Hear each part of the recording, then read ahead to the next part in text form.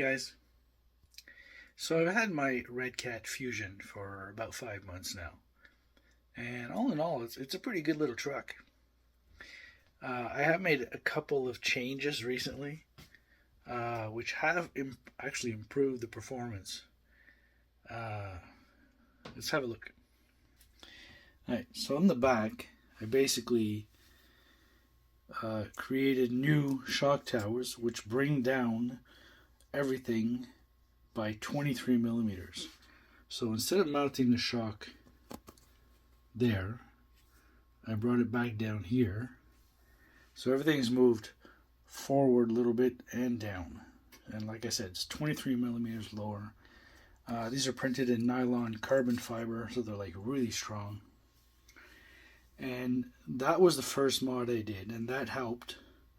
It wasn't a big change, but it did change the attitude a little bit.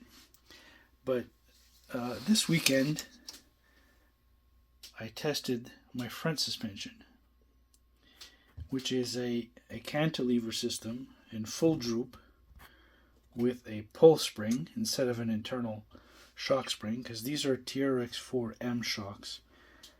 And there's not a lot of room in here to put springs, so I said I'll put a pull spring on the inside, on the outside I mean, and that, allows the shock to do its full movement.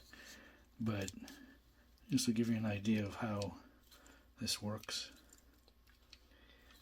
It being in full droop mode, it's basically sitting all the way down, and when you bring it up, basically it's the opposite side that drops.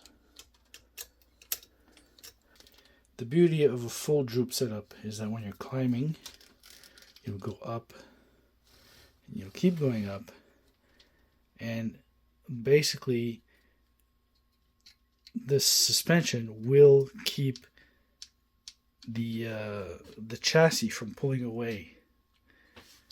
But when you're using it normally on whatever obstacles you're using it, the suspension will still move.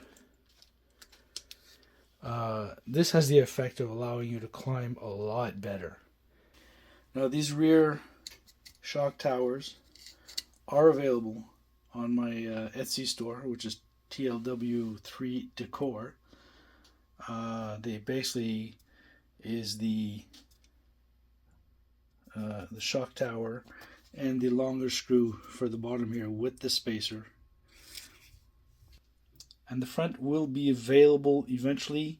I have a couple of things to tweak on it to get it perfect, and then I'll put it up for sale.